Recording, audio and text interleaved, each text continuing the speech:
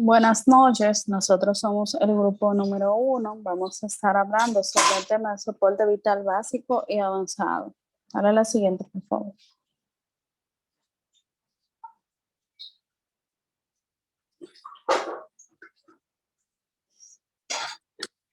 En cuanto al soporte vital básico y avanzado, hay una serie de conceptos que debemos de conocer, como es paro respiratorio, que es el cese de la respiración espontánea, el paro cardíaco, que es el cese del latido cardíaco, y, eh, y de la función respiratoria, en menos de un minuto. El paro cardiorrespiratorio, pues es una interrupción inesperada y brusca, pero es reversible de la circulación y la respiración. La resucitación cardiopulmonar, que es las maniobras secuenciales, cuyo objetivo va a ser revertir el estado de la parada cardiorrespiratoria. El soporte vital, que son el conjunto de acciones a poner en marcha ante una emergencia. El soporte vital básico, pues, se inicia verificando si es seguro tanto para nosotros y para el paciente, y se debe avisar al sistema de emergencia. Se debe verificar si el paciente está, si la víctima está, si la víctima está inconsciente, pues entonces se pide ayuda, se coloca en decúbito supino, se visualizan las vías aéreas, realizando las maniobras de las maniobras de frente mentón y la maniobra de tracción mandibular para permeabilizar las vías aéreas. Pues si el paciente respira, no respira con normalidad, se procede a evaluar los signos de circulación, y si hay una circulación adecuada, se proceden a realizar 10 ventilaciones cada 10 minutos. Si el paciente no posee una circulación adecuada, se procede entonces a las maniobras de RCP, dando 30 compresiones y 2 ventilaciones. Aquí mi parte. Bien, entonces mi nombre es Diomedes de Champs y yo les voy a seguir hablando con lo que son las obstrucciones de vías aéreas. Siguiente, por favor. Bien, entonces para tener en cuenta en las obstrucciones, estas se caracterizan por ser leves o graves, dependiendo de cómo ocupen las vías aéreas, sea ya tanto parcial o total. Entonces, en la obstrucción leve van a haber unos signos que nos van a que nos van a demostrar de cómo se encuentra la víctima en ese caso. En el caso de la obstrucción leve, este paciente puede hablar, cuando usted le pregunta si se le acerca y puede hablar, y o toser o más o menos respirar. La obstrucción grave, dependiendo ya, porque en este caso la obstrucción suele ser total en su mayoría. Entonces, en este caso, el paciente no puede respirar o presenta una respiración sibilante, casi no puede toser, por lo tanto, no puede liberar la vía aérea como tal. Entonces, esto progresa a inconsciencia. Dale la siguiente, por favor. En estos casos, entonces, verificamos, se evalúa la gravedad, si el paciente presenta una tos inefectiva o una tos efectiva. En el caso de que el paciente presente una tos inefectiva, vamos a evaluar si el paciente está consciente o inconsciente. En el caso de un paciente consciente, es donde las vías aéreas están parcialmente obstruidas.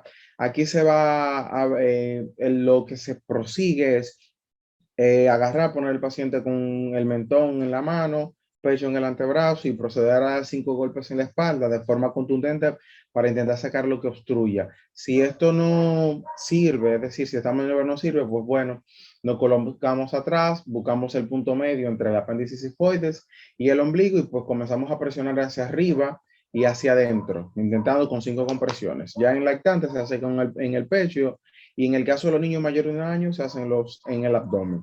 Ya entonces verificamos tos inefectiva y paciente inconsciente, verificamos la vía aérea totalmente para ver si está obstruida o no. En el caso de que esté obstruida y se pueda verificar el objeto, vamos a hacer un barrido digital con el dedo índice. En este caso, solamente hay que tener en cuenta si se puede. Si se tiene duda, pues mejor no hacerlo para no empeorar la situación. Luego de ahí se procede a 5 ventilaciones, es decir, esto hacemos un tiempo de 1 minuto, procedemos a 5 ventilaciones. En el caso de que el paciente, de que sea solamente un reanimador, hacemos 30 compresiones versus 2 ventilaciones y llamamos al sistema de emergencia, iniciando el RCP. Dale al siguiente, por favor. Y en el caso de situaciones especiales, este es el caso cuando se presenta en niños ahogados, en personas que con asfixias, intoxicaciones o traumatismos, se deben realizar 5 ventilaciones de rescate inicial y como ya mencioné anteriormente, 1 minuto de secuencia con 30 eh, compresiones versus 2 ventilaciones antes de abandonar a la víctima y solicitar ayuda como tal. Dale la siguiente, por favor. En el soporte vital básico, en espacios reducidos, esto es dependiendo en el caso de uno se encuentre, pues aquí, si se trata solo de un reanimador, aquí lo que vamos a hacer es que el solo reanimador, si no puede estar de forma lateral, se coloca, comienza a hacer compresiones por encima de la cabeza, siempre teniendo en cuenta que las compresiones sean lo más vertical posible, ya sea en el caso de 2 reanimadores, uno enfrente del otro, el que hace las compresiones se coloca encima del paciente, no haciendo presión en sí, sino más bien haciendo las compresiones de forma vertical totalmente para evitar daño y que sean mucho más efectivas las compresiones. Bien, dale al siguiente. Hasta aquí mi parte. Gracias. Hola, mi nombre es Margaret Cruz García y yo les estaré hablando acerca de lo que es el soporte vital avanzado. Puedes continuar. Este podemos definirlo como el conjunto de medidas terapéuticas que tienen como fin o van encaminadas a lo que es realizar el tratamiento de la parada cardiorrespiratoria. Para esta vamos a precisar equipamientos y formación específica. En lo que es la reanimación de adultos, la diapositiva anterior, por favor. Muy bien. Las 2 acciones que contribuyen a mejorar la supervivencia y consigo el pronóstico frente a una parada cardiorrespiratoria son el soporte vital básico, así como la temprana desfibrilación en los pacientes que tienen fibrilación ventricular o taquicardia ventricular. Ahora sí puedes continuar. Bien, este algoritmo nos muestra el protocolo o los pasos a seguir en caso de realizar soporte vital avanzado. Si nuestro paciente no responde, debemos abrir lo que es la vía aérea y buscar signos de vida. Posterior al realizar esto, debemos pedir ayuda a los organismos de emergencia pertinentes. En el caso de nuestro país, puede ser el 911, indicando que asistan al lugar de preferencia con un desfibrilador en caso de que nosotros no poseamos. Entonces, se va a realizar un RCP de 30 compresiones y 2 ventilaciones hasta que el desfibrilador y o monitor esté conectado. Ahí entonces será el momento de analizar el ritmo y vamos a dividir los pacientes en 2.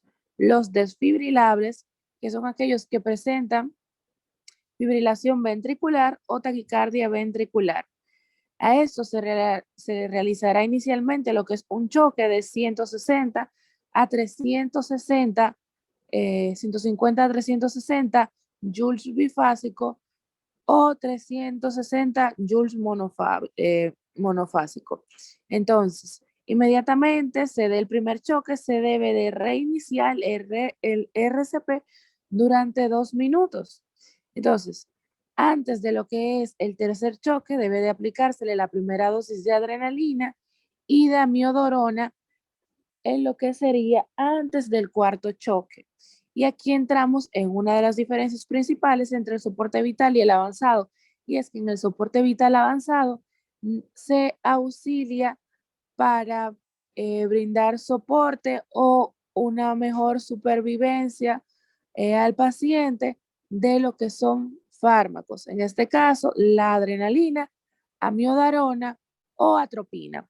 La atropina se estará utilizando, como bien dice el algoritmo, en el caso de un paciente no desfibrilable, que son aquellos que están cursando con asistolia o que están cursando con lo que es una actividad eléctrica sin pulso menor a 60 latidos por minuto.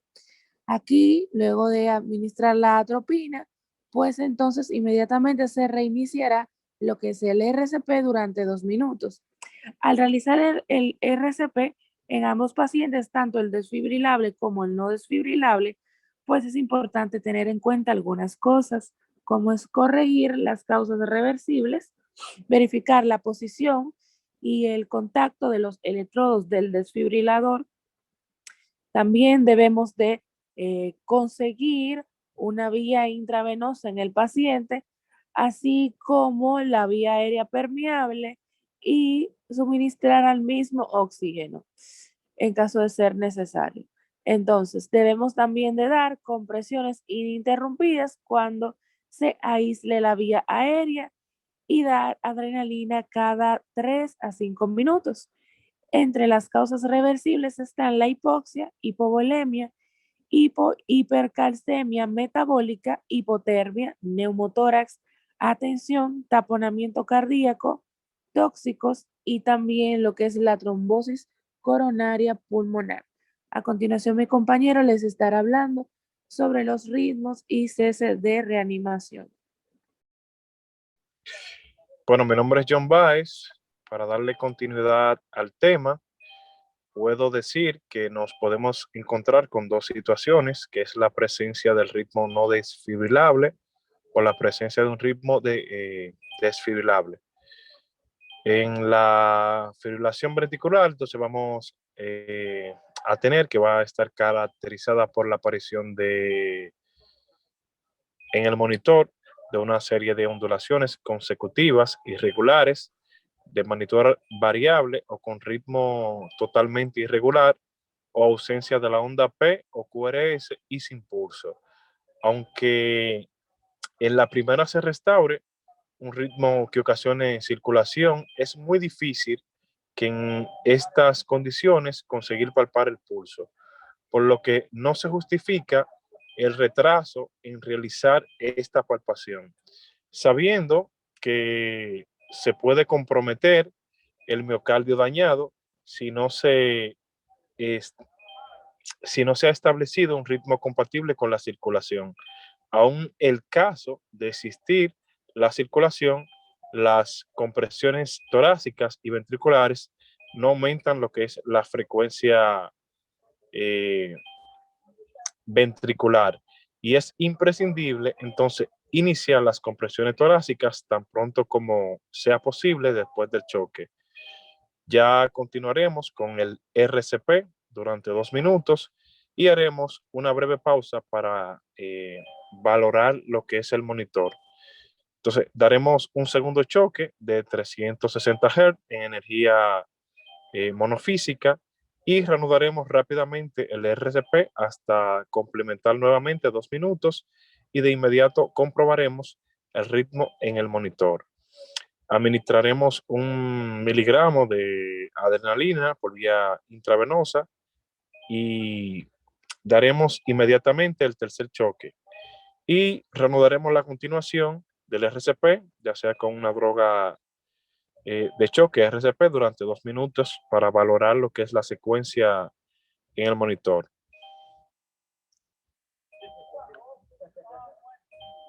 Cuando el ritmo que aparece en el monitor no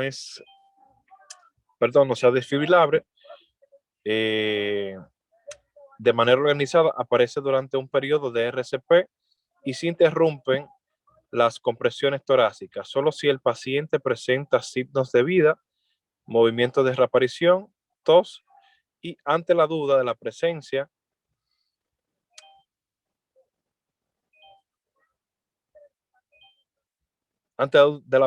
o ausencia del pulso que continúa el RCP.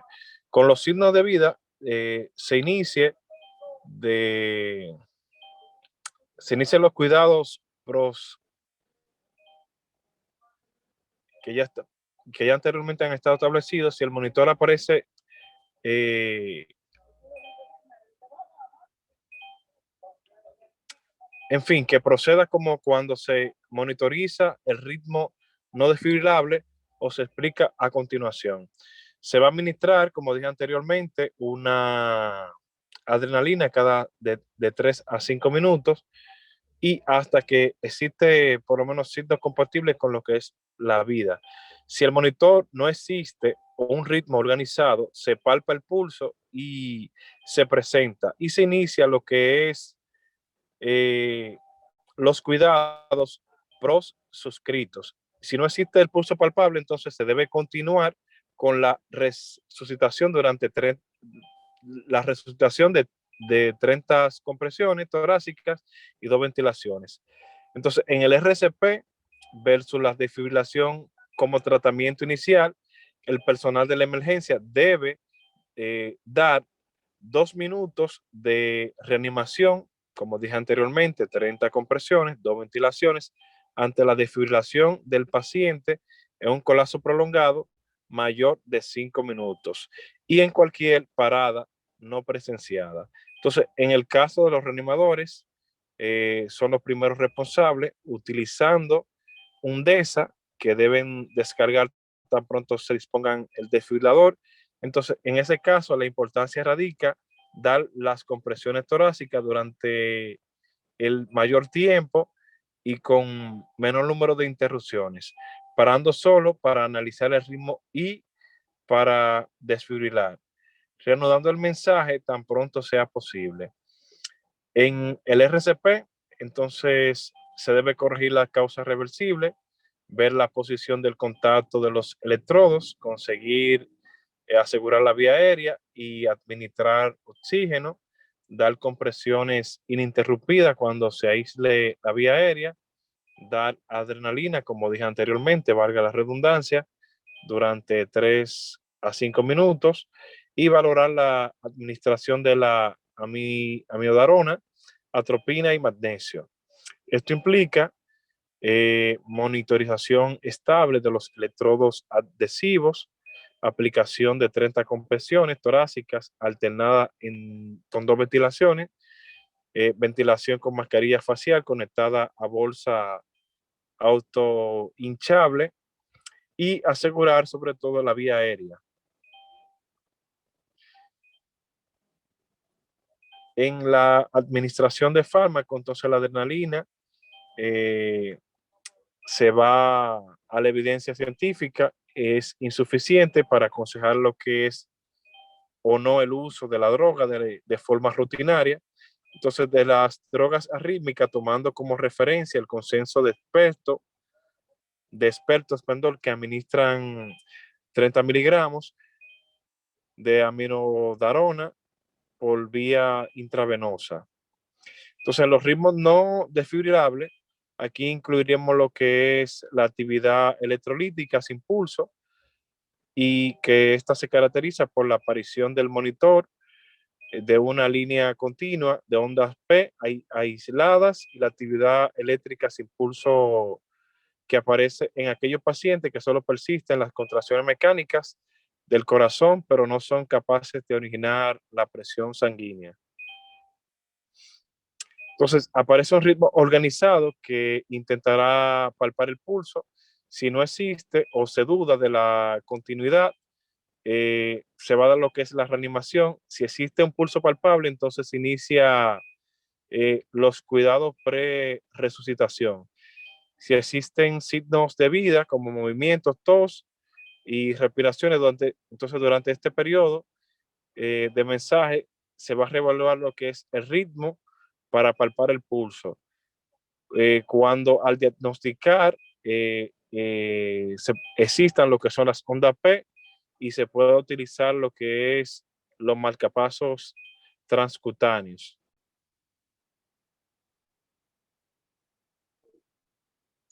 Muy buenas noches, mi nombre es Alba Lake y yo les voy a continuar hablando acerca de algunos dispositivos, algunos dispositivos también conocidos como cánulas faringeas, la intubación endotraqueal.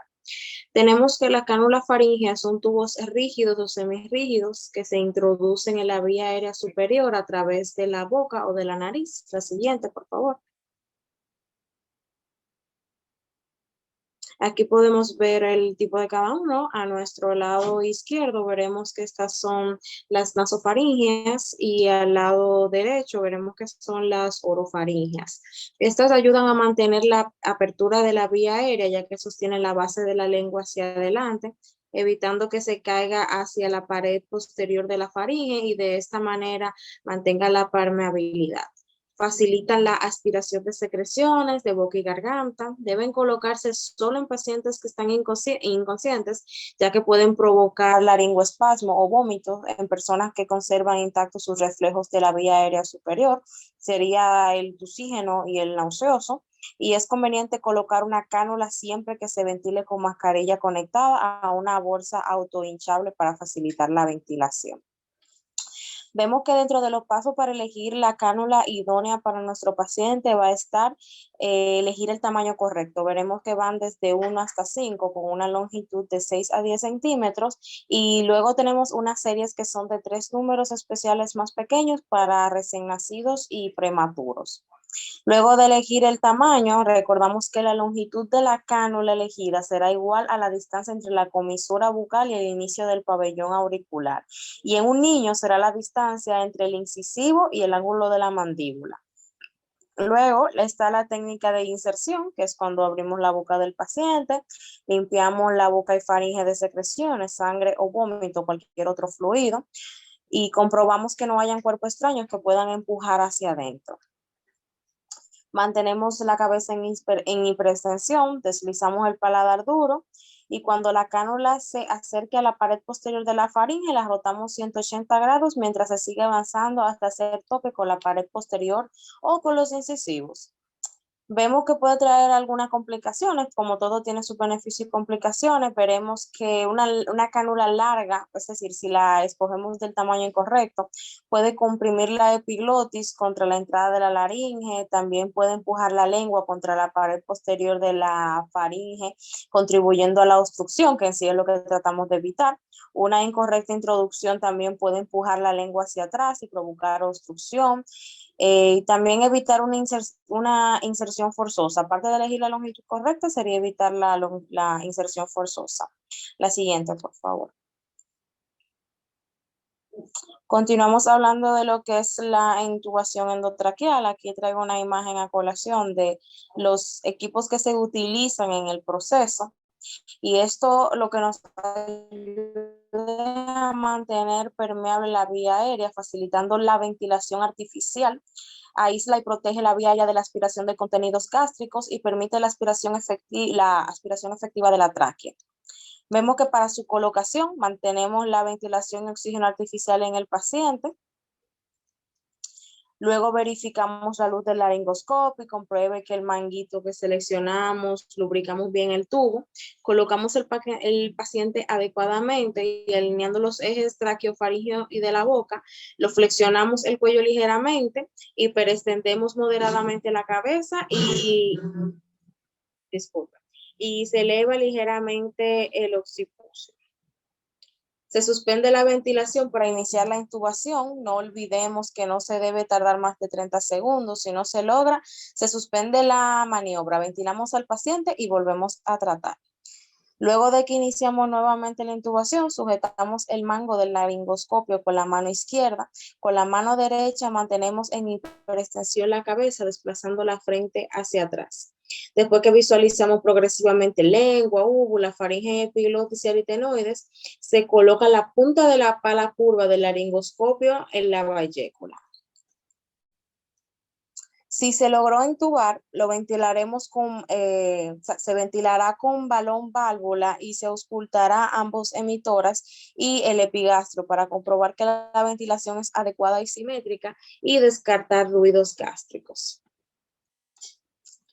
Luego tendremos que, para prevenir una intubación esofágica inadvertida, debería poder confirmar la correcta posición del tubo mediante un dispositivo de detención al final de la aspiración o capnógrafo.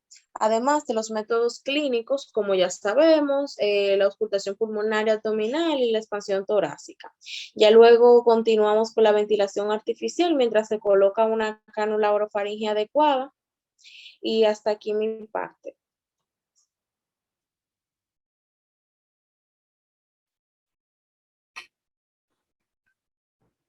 Bien, muy buenas noches. Continuando con el tema de mi compañera Alba, yo voy a hablar sobre otros dispositivos para el control invasivo de la vía aérea y la ventilación. Mi nombre es Omar López. Bien, el siguiente dispositivo que nos va a ayudar en la apertura de la vía aérea es la mascarilla laringea de Fast Trash. Es un dispositivo igual para la apertura de la vía aérea que es fácil y rápido de colocar. Está diseñado para facilitar la intubación traqueal con un tubo endotraqueal. La técnica principal de uso de esta herramienta es conseguir un tubo primero con un tamaño apropiado para el paciente, colocar gel en la cara opuesta al orificio de ventilación y con el paciente en posición anatómica y su cuello un poco hiper extendido empezar a introducirlo. Esto será hasta que este encuentre resistencia y como pueden ver en el cuadrito que se ve inferiormente, dependiendo de si es un adulto pequeño, normal o grande, se aplicarán los mililitros correspondientes.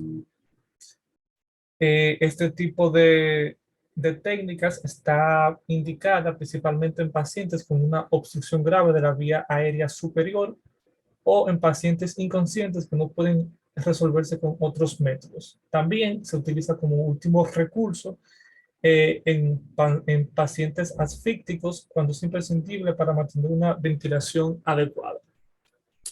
El próximo procedimiento es la cricotirodotomía.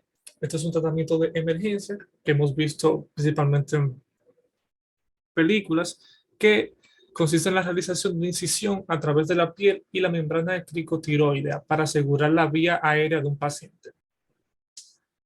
En este tipo de procedimiento, lo primero que se hace es localizar el espacio cricotiroideo entre el cartílago tiroides por arriba y el cricoides por abajo, y es donde se va a realizar la técnica quirúrgica. Ya luego se va a montar un angiocatéter sobre una jeringa de 3 mililitros cargada con suero. Este tipo de procedimientos ya luego se utiliza para igual permeabilizar la vía aérea. Buenas, mi nombre es Sheila Céspedes y yo les voy a hablar sobre la ventilación en soporte vital avanzado. Durante la realización del soporte vital avanzado es pues necesario optimizar la ventilación iniciada en el soporte vital básico, especialmente en aquellas situaciones en las que la PCR se prolonga.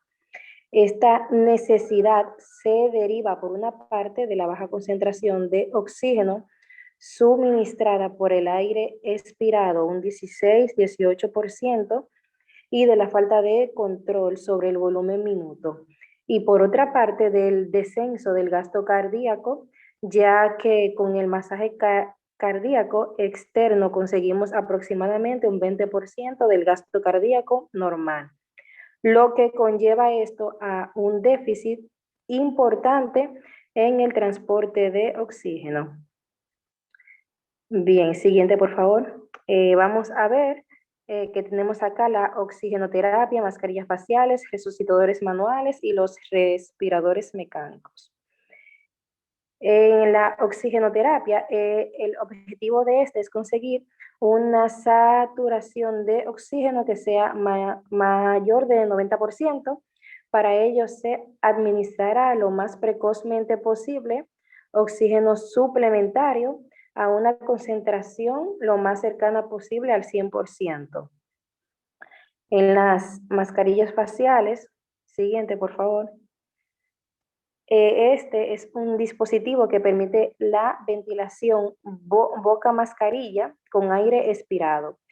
Pueden tener una válvula unidireccional de forma que el aire expirado por el paciente no llega al reanimador, minimizando así el riesgo de contagios.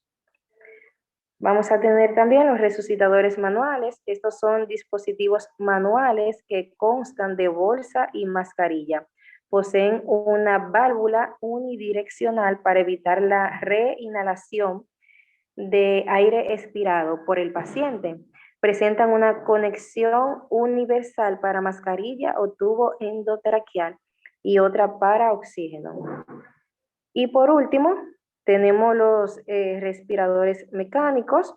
Estos permiten seleccionar la frecuencia respiratoria, volumen corriente, presiones respiratorias y concentración de oxígeno.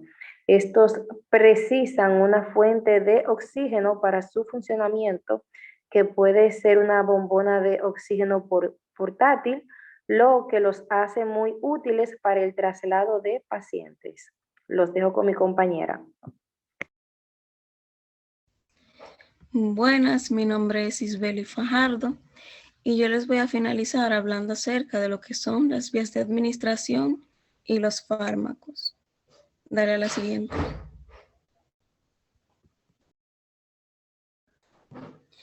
Las vías de administración podemos conseguir con ella un acceso para la administración de fármacos y fluidos que forma parte de los cuidados de soporte vital avanzado. Estos se pueden clasificar en vías venosas. La vía venosa se subclasifica en vía periférica y vía central. La vía venosa, ante un paciente en parada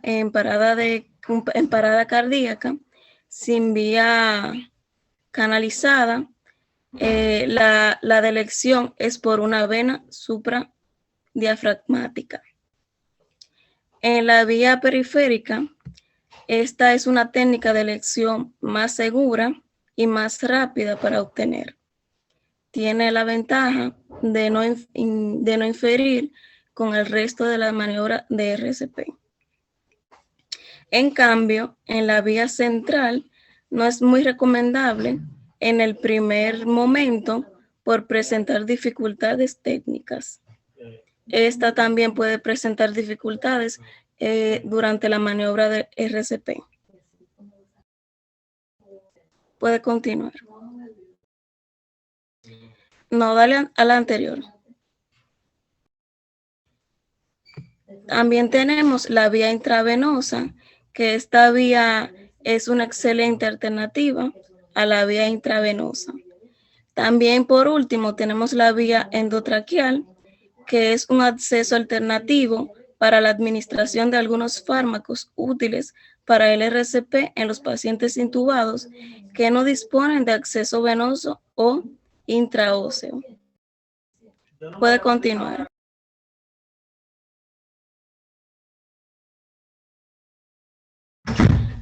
También tenemos los fármacos. Dentro de los fármacos que vamos a utilizar en el RCP son los siguientes, como la adrenalina, la atropina, amiodarona, lidocaína, magnesio, bicarbonato de sodio, calcio, naloxona, digoxina, betabloqueantes y adenosina. Dentro de estas, una de las principales y más importantes en el fármaco